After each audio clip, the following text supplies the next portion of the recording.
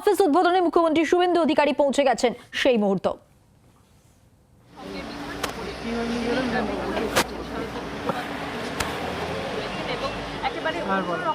ছবি আমরা দেখতে পাচ্ছি যে বিধাননগরে এখানে অফিস এবার উদ্বোধন হচ্ছে, তার নাম দেওয়া হয়েছে সেবা কেন্দ্র। অর্থাৎ এই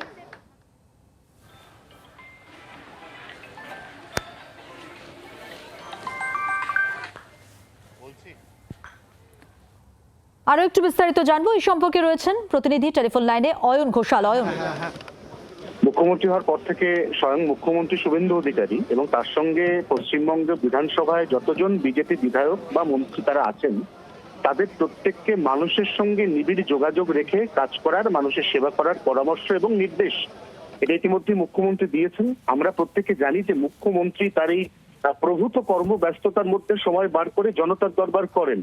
প্রতি সপ্তাহে নিয়ম করে একবার যে কোনো ভাবে সময় বার করে তিনি অন্তত গড়ে 36 থেকে 42 জন মানুষের সঙ্গে বিধাননগরে দলীয় সদর কার্যালয়ে জনতার দরবার বসান।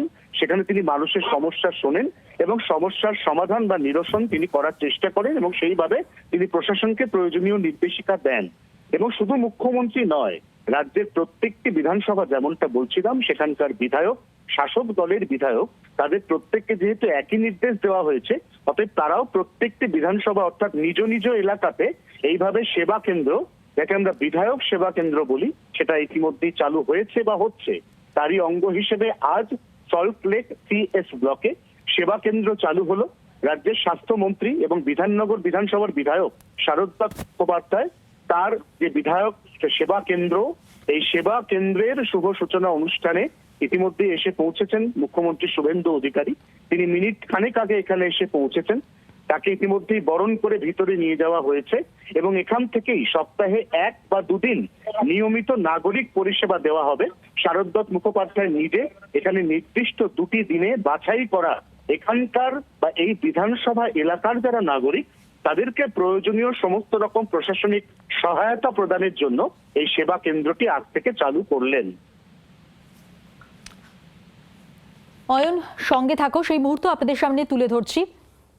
বিধাননগরে মুখ্যমন্ত্রী শুভেন্দু অধিকারী MLA অফিস উদ্বোধনে পৌঁছে গেছেন। আরো একটু জানবো, আরো একটু কথা বলবো এই নিয়ে। রয়েছেন প্রতিনিধি অয়ন ঘোষাল। অয়ন, কখন পৌঁছলেন মুখ্যমন্ত্রী এখানে এবং কারা কারা উপস্থিত রয়েছেন? একদম ঘড়ির কাঁটা ধরে 11:09 মুখ্যমন্ত্রী শুভেন্দু অধিকারী তিনি শারদ মুখোপাধ্যায় বিধাননগর বিধানসভার বিধায়ক তার যে সেবা কেন্দ্র, এই সেবা কেন্দ্র কার্যালয়ে পৌঁছেছেন এবং যেমনটা আমরা ছবিতেও দেখাচ্ছি এই মুহূর্তে জি24 ঘন্টা দর্শকদের তিনি পৌঁছানোর সঙ্গে সঙ্গে তাকে প্রথমত স্বাগতম ধ্বনির মাধ্যমে বরণ করে নেওয়া হয়, তাকে পুষ্পস্তবক প্রদান করে ভেতরে প্রবেশ করতে অনুরোধ করা হয়। মুখ্যমন্ত্রী ভেতরে প্রবেশ করেছেন।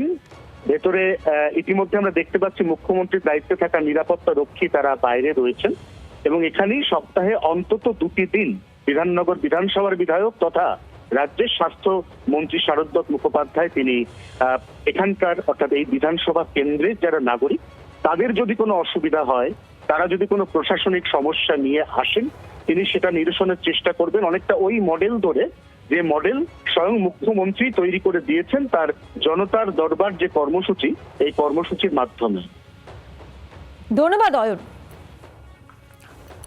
বিধাননগরে মুখ্যমন্ত্রী শুভেন্দু অধিকারী তিনি 11:09 পৌঁছে গেছিলেন এখানে এবং স্বাস্থ্যমন্ত্রী রয়েছেন এখানে এবং ওই যেমনটা বললেন প্রতিনিধি আমাদের অয়ন ঘোষাল যে ঠিক জনতার দরবারের মতো করে এখানেও কিন্তু এই স্বাস্থ্য সংক্রান্ত যাবতীয় সমস্যা মানুষের এখানে শোনা হবে এবং অবশ্যই মুখ্যমন্ত্রী এই আয়োজনের অনুপ্রেরণা MLA অফিস উদ্বোধনে আজ পৌঁছে গেছেন মুখ্যমন্ত্রী শুভেন্দু অধিকারী, সেই মুহূর্ত আপনাদের সামনে তুলে ধরছি।